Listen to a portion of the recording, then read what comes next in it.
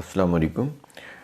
آج ہم اس چیز کے اوپر بات کریں گے کہ عام طور پر یہ کہا جاتا ہے نا کہ جو مصیبت آنی ہے وہ آ کر رہتی ہے۔ یہ کیوں کہا جاتا ہے؟ اس لیے کہ ہمیں شروع سے ہمارے مذہب کی روح سے عقیدہ تقدیر کا کانسیپٹ چلا آ رہا ہوتا ہے، وہ ہمارے ذہنوں کے اندر پختہ ہو چکا ہے کہ ہمارے مقدر میں تو لکھا ہوا ہے، لہٰذا جو مصیبت آنی ہے وہ تو آ کر رہنی ہے، وہ تو ٹل ہی نہیں سکتی۔ جو رات قبر میں ہے وہ رات باہر نہیں ہو سکتی، لیکن اس کے باوجود آپ دیکھتے ہیں کہ اپنی سیکیورٹی کے لیے وہ کتنے انتظامات کرتے ہیں۔ یعنی جو لوگ یہ چیزیں کہہ رہے ہوتے ہیں نا کہ جو رات قبر میں ہے وہ تو آ کر رہنی ہے، اور اپنی سیکیورٹی کے لیے وہ بڑے بڑے بندوبست بھی کر رہے ہوتے ہیں۔ تو یہ منافقت، یہ جھوٹ، یہ مذہب کی روح سے یہ جو چیزیں ہمارے اندر ہیں وہ ہمارے لاشعور میں پختہ ہو چکی ہیں، نکلتی ہی نہیں۔ قرآن کریم کے اندر اس کے متعلق کیا کہا گیا ہے، اصول دیا گیا ہے کیا؟ یہ سورہ الشورى کی آیت نمبر 30 ہے، 30۔ اس کے اندر ہے وَمَا أَصَابَكُم مِّن مُّصِيبَةٍ فَبِمَا كَسَبَتْ أَيْدِيَكُمْ، کہ تم پر جو بھی مصیبت آتی ہے وہ تمہارے اپنے ہی ہاتھوں کے کیے ہوئے کاموں سے آتی ہے۔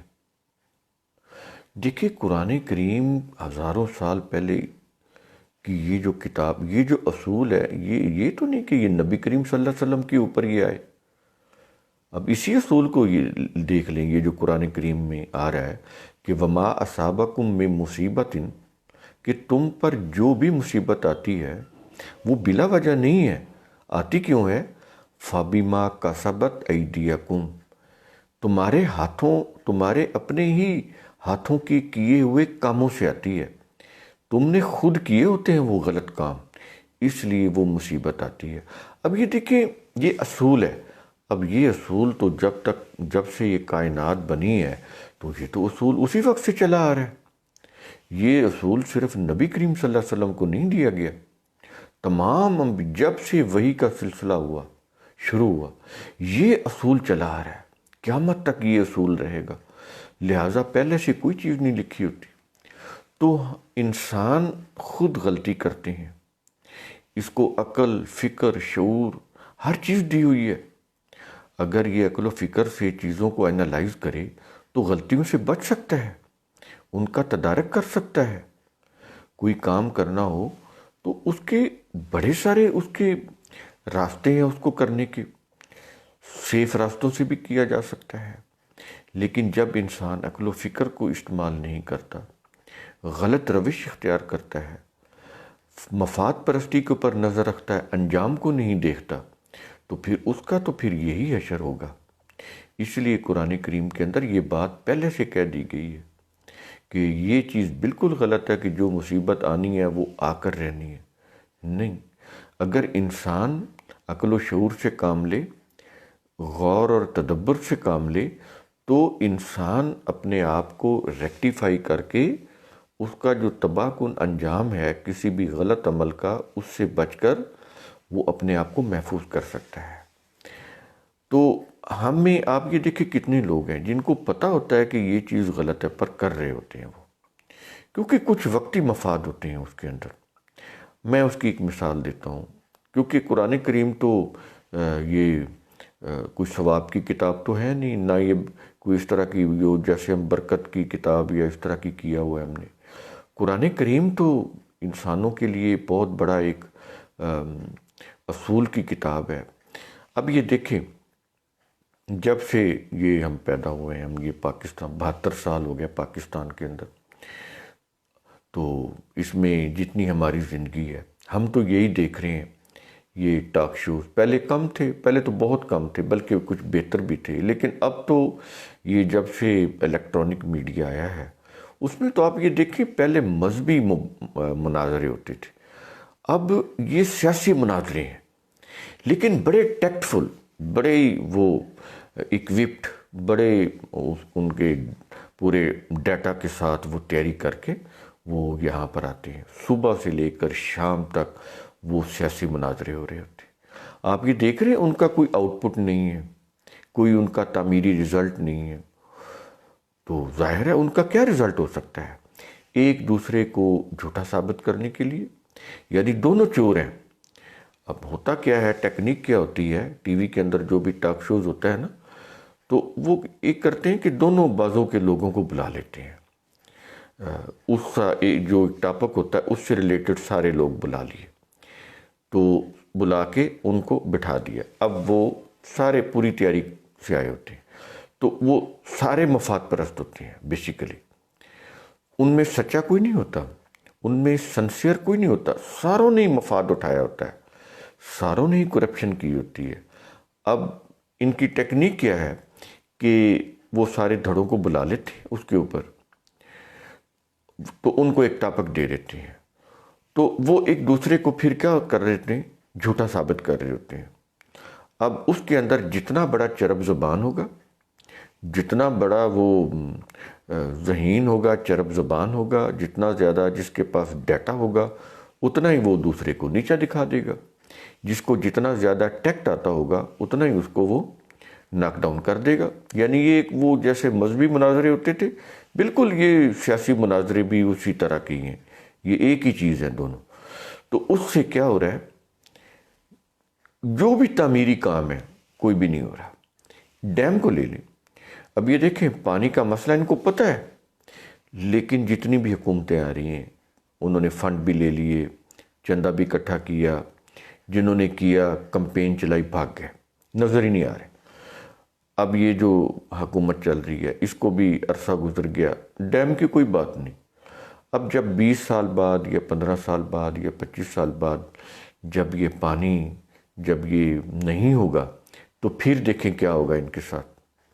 یہ مہلت کا وقفہ ہے نا، اب بھی یعنی ہمارا وقت تو بہت برباد ہو چکا، اب بھی اگر یہ مہلت کا وقفہ 5 سال میں، 6 سال میں، 7 سال میں اگر یہ کوشش کریں ڈیم بنا لیں، تو آگے جو آ رہی ہے پانی کی جو ہونا ہی نہیں، پانی بہت کم ہو جائے گا، اس کے اندر جو قحط آ جائے گا پانی کا، زمینیں بنجر ہو جائیں گی، پانی پینے کے لیے نہیں ملے گا۔ آبادی وہ دنوں کے حساب سے بڑھ رہی ہے، یعنی یہ 22 کروڑ کہہ رہے ہیں نا، وہ تو کہتے ہیں 25 کروڑ سے بھی اوپر ہو گئی ہے، اتنی زیادہ آبادی۔ یہ تو ویپنز کو رو رہے ہیں نا، ایٹم بم کو، یہ آبادی اتنا بڑا بم ہے، یہ اتنا بڑا یعنی ایٹم بم ہے کہ جب یہ پھٹے گا تو فنا ہو جائیں گے یہ، لیکن اس کے اوپر ان کو کوئی فکر نہیں ہے۔ ڈیم ختم، اس کا وہ فنڈ وہ بھی گیا، اس کے اوپر کوئی کبھی بات سنی ہے آپ نے؟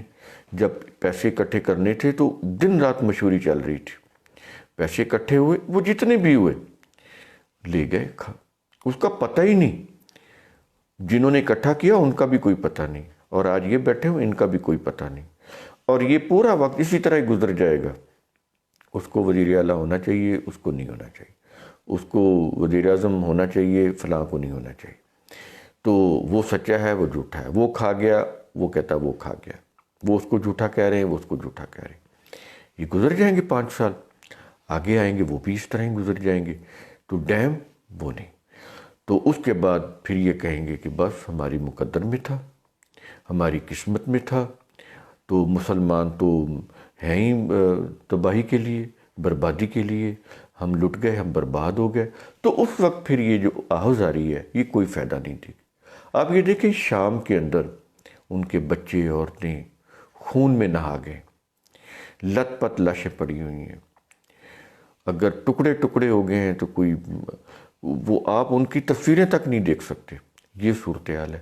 لیکن یہ دیکھ لیں انہوں نے اپنی مہلت کا وقفہ ختم کر دیا تھا، آج وہ ان کی لاشیں خون میں نہا رہی ہیں، ایسے ہی ہے نا۔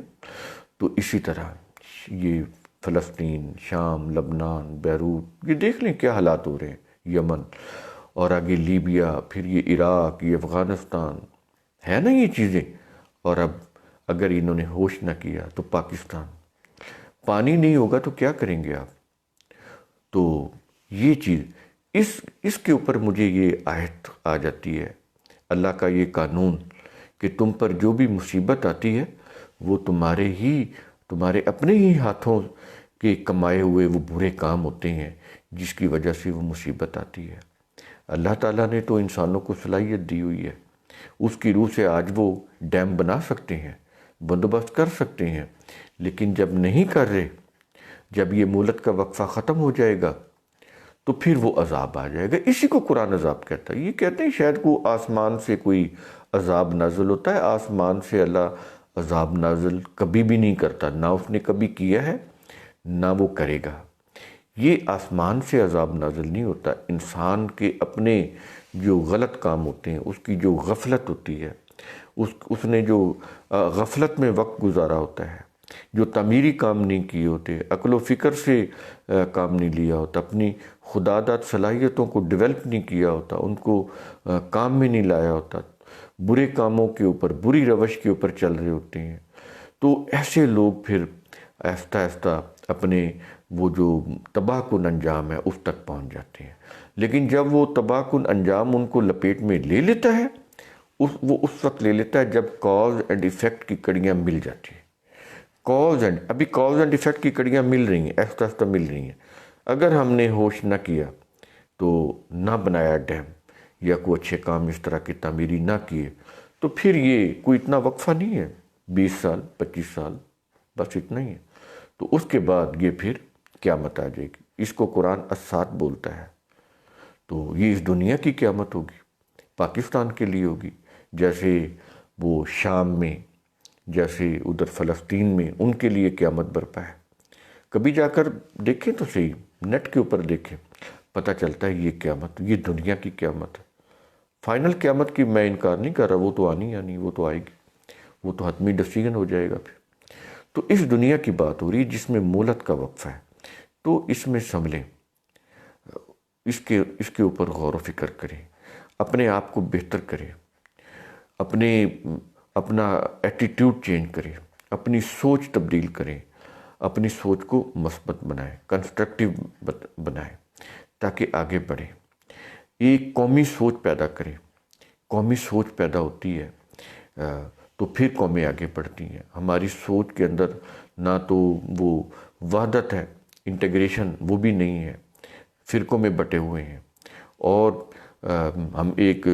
ہمارے اندر وہ نیشنلزم بھی نہیں ہے، ہم پاکستانی نہیں ہیں، کیا ہیں، صوبائی طور پر ہم قوموں کے طور کے اوپر پنجابی ہیں، سندھی ہیں، بلوچی ہیں، یہی ہے نا۔ تو یہ ہے، پشتون ہے، اور آگے بڑھ کر پھر مذہبی طور پر ہم وہ کوئی بریلوی ہیں، دیوبندی ہیں، شیعہ ہیں، اہل حدیث ہیں، وہابی ہیں، سنی ہیں، یہ ہیں، صوفی ہیں، نقشبندی ہیں، سوروردی ہیں، انسان نہیں ہیں ہم۔ تو یہ چیزیں کیا ہیں، یہ ہمارے اپنے ہاتھ کے ہماری کیے ہوئے برے کام ہیں۔ اپنی مصیبت کو ہم خود دعوت دے رہے ہیں، اپنے اوپر خود عذاب مسلط کر رہے ہیں۔